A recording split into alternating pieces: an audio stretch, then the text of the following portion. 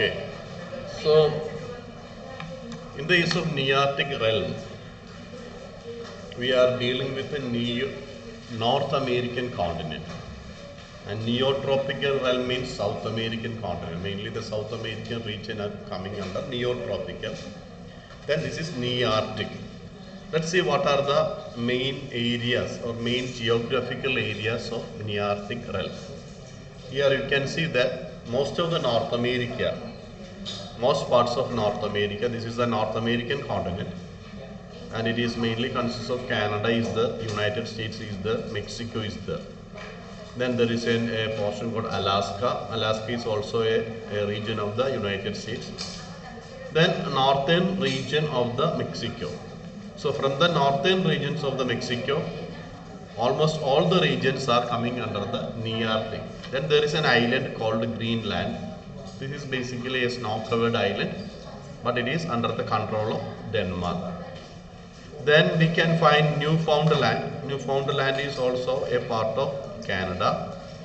Then Mexico. Mexico is considered as a plateau region. Plateau region means, you know, about Deccan Plateau, Wayanad Plateau.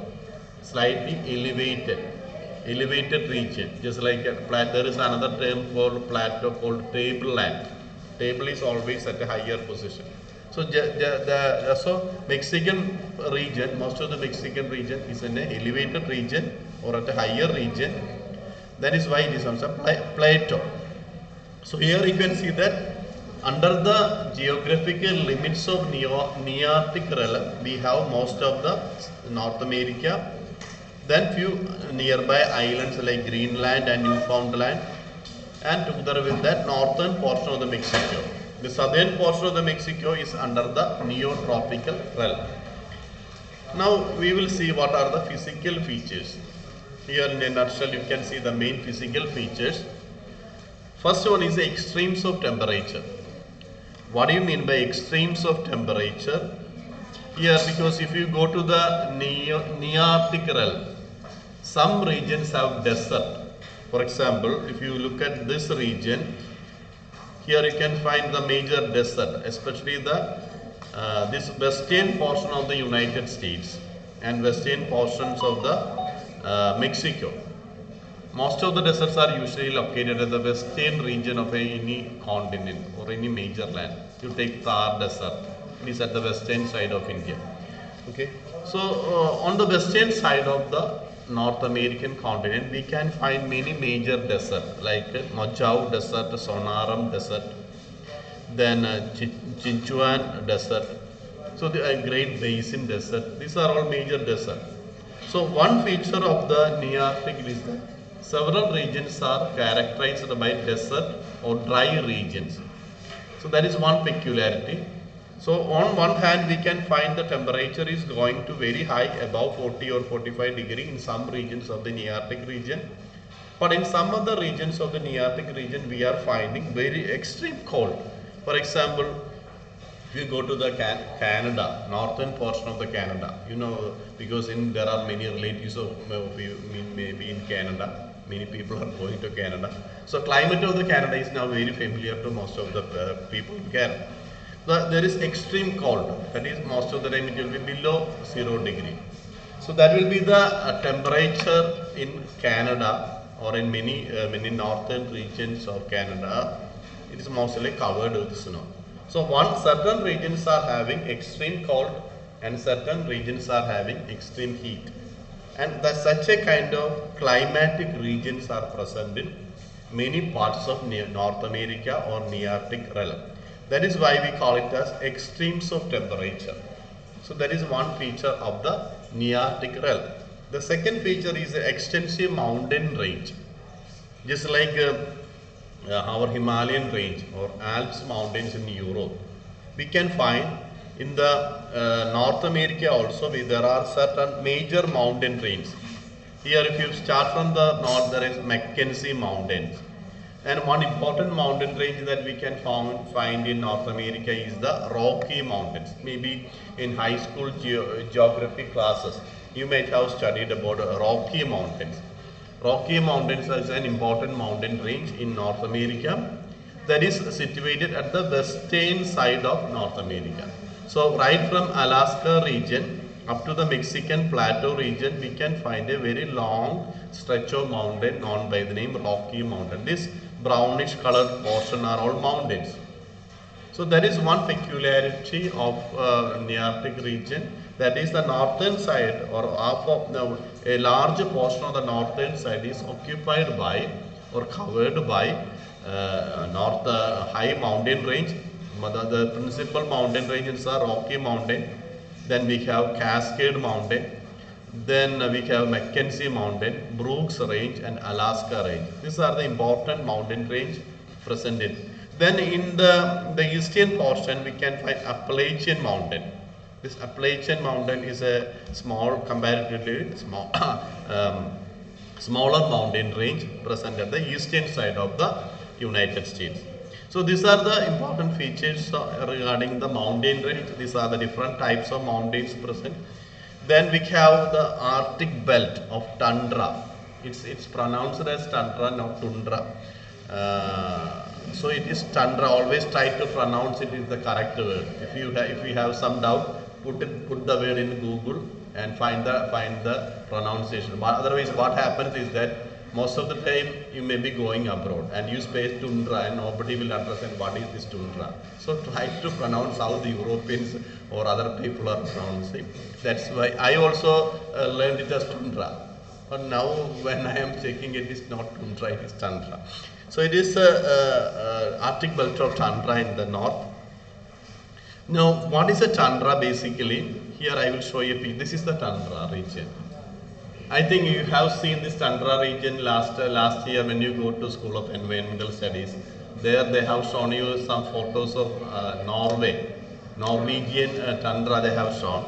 So this is how a tundra region is mainly seen. It is most of the time covered with either snow or this kind of small mosses-like vegetation. Mosses-like, small grass-like or mosses-like vegetation will be covering the land. And another peculiarity is that this tundra is semi-frozen. Some regions will be hard as ice. Some regions will be very soft because the ice is maybe partially in a melting situation. Now because of global warming, what is now happening in this tundra region is that the ice which is permanently frozen there is partially undergoing melting. And because of the melting of this tundra region, the climate there is completely becoming changed. The ice, because in a frozen ice, animals can easily move. But if the ice is partially melted, it will be like a semi-solid or a gel-like situation. It may not be possible for animals to walk over that. So this is the problem because of global warming.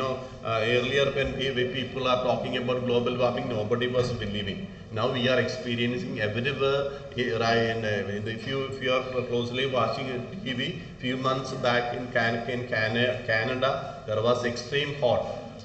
Then in Europe, in many parts of Europe, we are also seeing extreme high temperature up to even in the UK, the temperature of the range 37 to 40 degree has been observed in a few months back. So the climate is changing, and this changing climate is also affecting tundra climate. And one problem is that when ice is completely frozen, animals can live there easily. But when ice starts melting, it becomes like a semi-solid or a gum-like or a gel-like situation or a gum-like situation. No animals can move over that. So that is so it will be affecting the animal fauna there. So many parts of, especially the northern region, all this northern region, this northern. If you have relatives in Canada, they will be telling you Canada is a very large country, several times larger than India, but the population of Canada is smaller than the population of Kerala. Kerala we have around 3.5 crores of people. I think the population of Canada is also little less or around that number. So that is Canada is having only people as high as the people living in Kerala. But if you go to the northern portion of the Canada, this region, these are all ice covered region.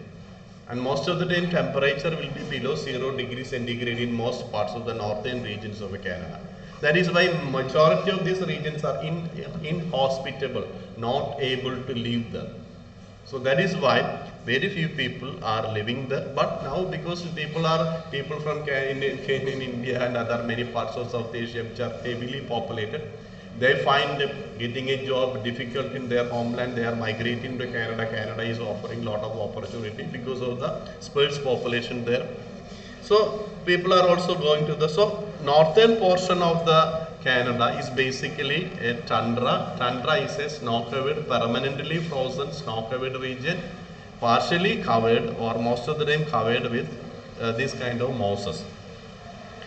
Then we can see that the coniferous and the deciduous forests are present in the eastern region. And what kind of, I will show you a picture of the coniferous forest here. This is the type of forest that we can find. If you go to Munnar also, we can find Munnar or Vagaman. You can find pine forest there. Or you go to Munnar also, you can find coniferous pine forest, eucalyptus forests are also present in Munnar.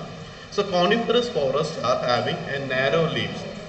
And so that is the type of vegetation that we are finding in the eastern portion. That is, this is the east. So in the eastern portion of the United States as well as in the Canada, we are finding coniferous forest. Coniferous forest most of the time will be having a small narrow type of or needle type of leaves, like casuarina. There is a coniferous tree. So that is the peculiarity in of the forest region. Coniferous and deciduous. What is the meaning of the word deciduous? The best example of a deciduous tree is a rubber or teak. The problem with the rubber is that rubber is not a native plant of Kerala. It has been imported to Kerala from South America. The problem with the rubber is that it will be shedding its leaf during the winter season. So the leaves, the plants which are shedding or removing their leaves during the colder climate or during the winter season are known as a deciduous trees.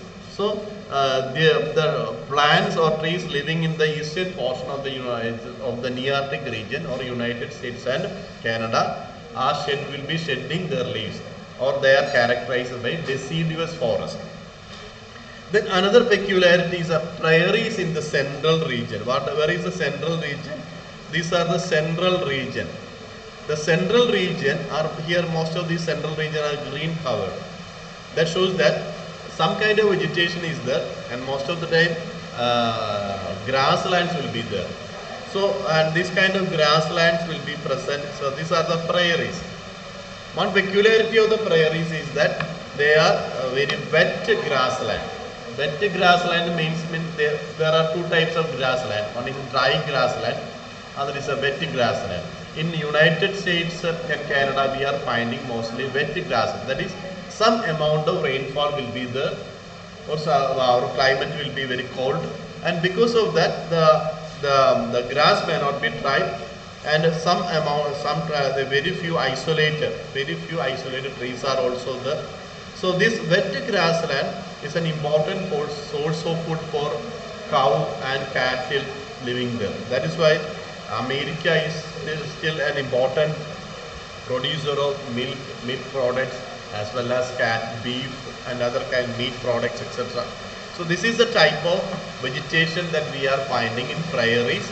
And prairies regions are present in the eastern portion of the middle portion of the this region. Especially around this region will be having the central lowlands are all having grassland.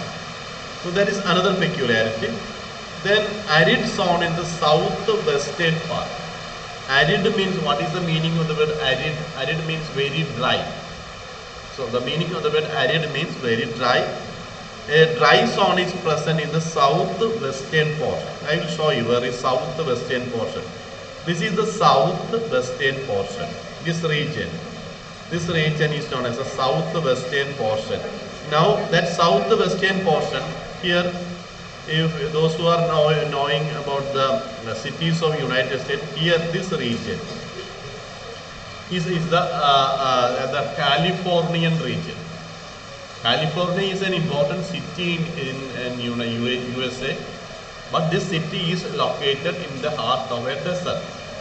and that desert region has now been highly developed into a major city of the world, and that is California. But still it is a desert.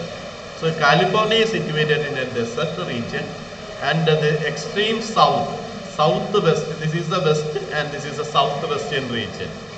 The southwestern region is characterized by dry climate, or not as dry as a desert, but still dry. But if you go to Andhra Pradesh or Hyderabad, the climate there is arid. It is not equivalent to, it is not like a desert, but still it is dry. The vegetation, the amount of rainfall reaching there may be very poor rainfall will be there, or low rainfall will be there. So the Californian region or the southwestern region is dry and arid. So that is another peculiarity. So these are the physical features of characterizing the Neartic region. Now we will see what are the major subregions of this Neartic region. Like any other region, the Neartic region is also divided into 4 principal subregions. They are Californian region, Rocky Mountain region, Allegheny region, and Canadian region. So these are the 4 subregions, and about the Californian region, which is the first subregion, you can see that it is a narrow strip of land between Sierra Nevada and Cascade ranges. So Californian region is a very small, narrow. Here you can see that this is the Cascade Mountain. See, this is the Cascade Mountain, and this region, which is located between Sierra Nevada and Cascade Mountain, this region is in the Californian region. It is a completely different type of vegetation and animals there. That is why it is placed under a separate subregion. So this western portion where California comes is included in the Californian subregion. Now the second subregion of the Neartic region is the Rocky Mountain subregion. It lies east of California. Then consists of dry and elevated means high region, covered by mountain.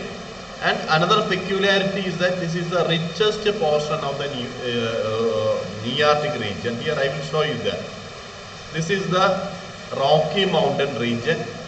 So it is a elevated, high elevation. That is the meaning of the high, just like characterized by very high mountain ranges, and also covered with a lot of trees. Lot of forests are present. Most regions are covered with the forest. And another peculiarity is that because of high forest cover, animals and plants living there there is a high diversity of plants as well as high diversity of animals. So Rocky Mountain region, from a biological point of view, is a highly diverse region. This region is characterized by a large high species diversity of animals as well as plants. Then third subregion is known as Allegheny subregion. Allegheny subregion is coming under the eastern portion of the United States. This is the eastern portion of the United States. Here you can see that mainly the Appalachian Mountains are coming under the eastern portion of the United States. And this region is coming under the Allegheny subregion of the Neartic realm. Then another subregion is the Canadian subregion. The peculiarity of the Canadian subregion, most of the Canada is coming under the Canadian subregion. Here you can see that it is poor in fauna. Not only poor in fauna, also poor in flora also. Because most of regions are covered with ice or snow, and because of high snow cover or ice cover, very few animals and plants are able to survive in a snow covered region. So Canadian region is mostly characterized by snow covered regions or ice covered region, and very few animals and plants are living there.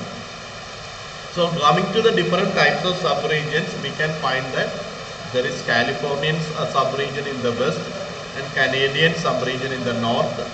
Allegheny subregion in the east, and Rocky Mountain subregion in the around the western side also. Then we will see these are the different types of region. Here you can find the Cascade region, Sierra Nevada. The Cascade, this is the Cascade Mountain. Another important mountain range is the Sierra Nevada. You might have heard about San Francisco. That is a famous city, but still it is in a arid zone. Here you can find Los Angeles. Los Angeles is also an important city, but still it is an arid zone. Then California. So these are all important. Then Seattle. Seattle is another important city in here. So these are all important cities of, many important cities of United States are situated in this arid zone. Then we can find that there are coastal plains here, Appalachian Mountains here. This is the Washington DC. So a large portion of United States is actually occupied by Rocky Mountains. Then we will see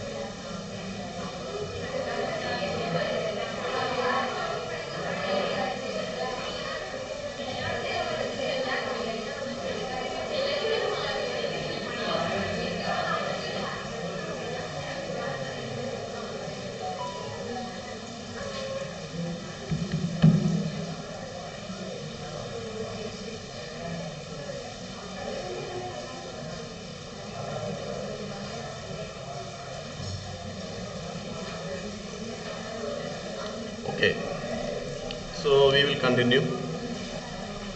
So going to the next section, that is the fauna of Neartic region. Here you can find in a nutshell what are the major animal groups present in the Neartic region. So here you can see that mainly transitional forms. What is the meaning of the word transitional forms? A mixture of Palearctic fauna as well as neotropical groups. That is, animals living in Nearctic region or North American region have reached there either from Palearctic region. Palearctic region means Russia and Europe, or from neotropical region. Neotropical region means South America. So if you look at the world map, you can very easily see that this is the Russia, this is the Europe, this is the Russian region, and this region is very near to the Alaskan region. So here you can find that this is the Alaskan region. So this is the Alaskan region. This end is actually coming close to the eastern end of the Russia.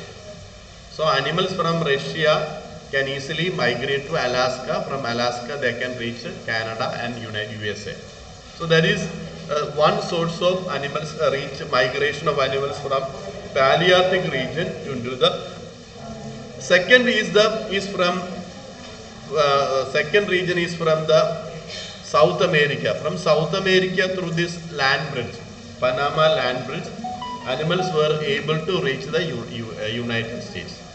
So these are the two important source of migration. Some of the animals which are living in the US Neartic region or North American continent reached there from South America. Some animals came, see here it is written that this is the Asia, and this part of Asia and this part of Alaska are very close to each other.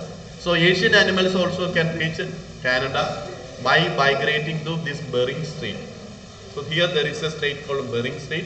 Now it is under the sea, but it is a very shallow sea, not so deep. So animals can easily cross that sea and reach the Canada.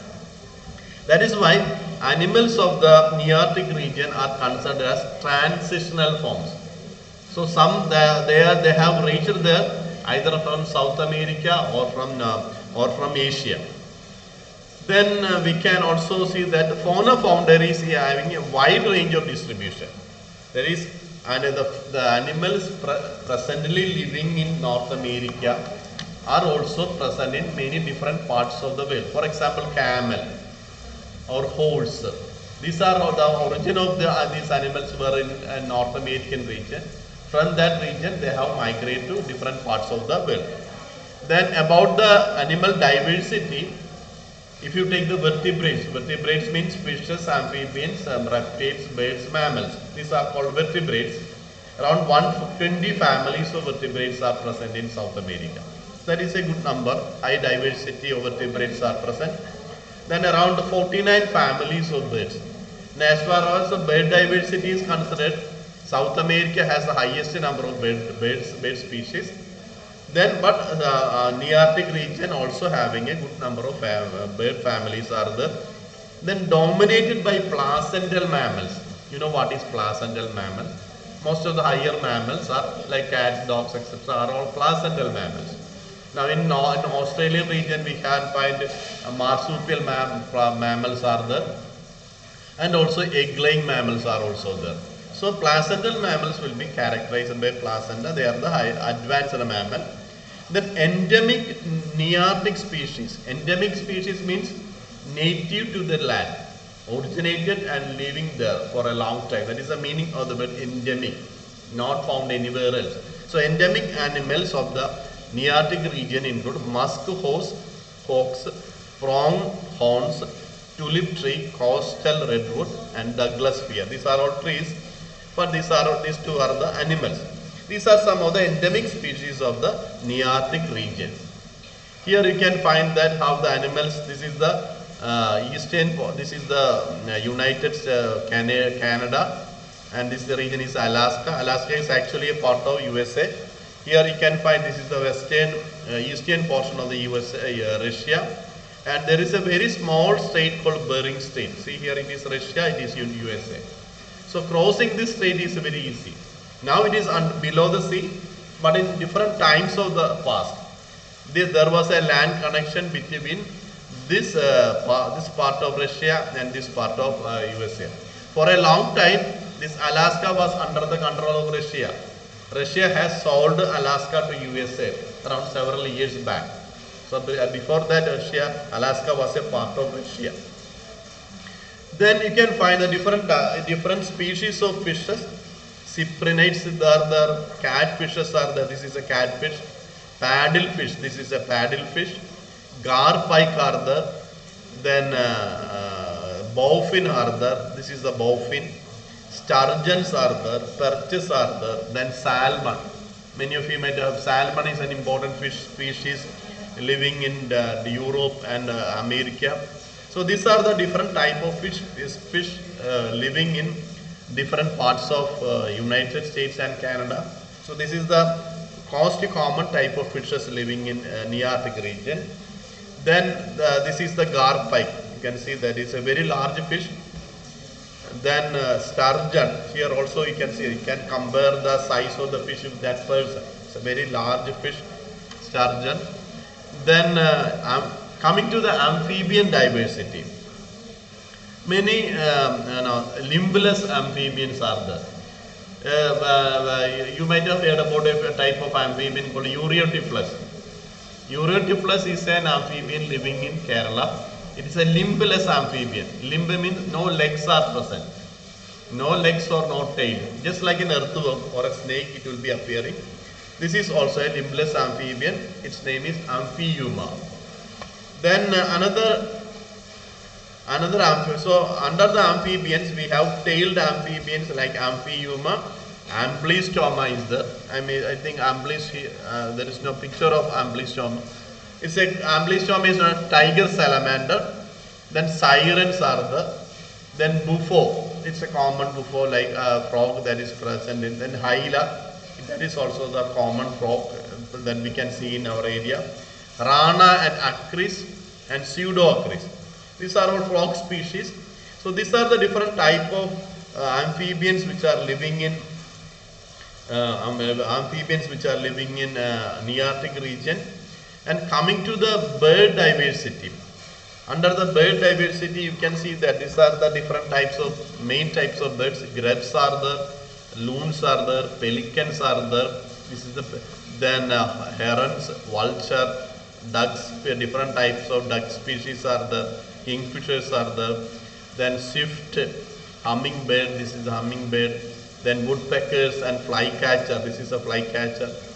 Then mockingbirds, different types of waxwing creepers. So this is a list of different types of birds living in Neartic region, and there is 59 families of bird species are there. Then about the reptiles, you can see that trionyx. This is the trionyx. It is a then musk turtle. I think this is the then imidine alligator. This is the alligator, and crocodiles are there, and different types of geckos are there. This is the Ophiosaurus, otherwise known as the glass snake, and this is the Phrynosoma. This is also a reptile. Then Heloderma. This is the Heloderma, a poisonous reptile. Then Crotalus. This is a snake. At the end of the tail there is a rattle-like thing. It can vibrate that rattle and produce a rattling sound. So it is known as a rattlesnake. It's a highly poisonous snake, just like your viper. So here you can find a different list of common type of reptiles present in Neartic region, and you can also see the different type of bird species. And there was no picture of the amphibian. I think that amphibian slide is not visible here. Okay, so this is the regarding the diversity of different type of different types of animals living there.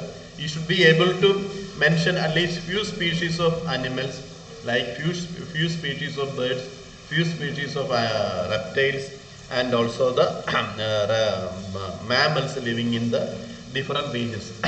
So when we are explaining the fauna, give us a count what are the important characteristics of fauna of USA. Neartic region, and please also list out what are the different types of fishes, what are the different types of amphibians, birds and reptiles living there. So this is regarding an idea of the faunistic features or fauna of the Neartic region. So when sometimes they will ask you give an account of the fauna of Neartic region. Sometimes they will ask you give an account of the physical features of Neartic region or sub-regions of Neartic region. Sometimes the entire region may be asked as a long essay of 10 marks. Then you have to explain physical features, sub-regions and also faunistic features. This is how the questions usually comes from this topic. So today we will be stopping here.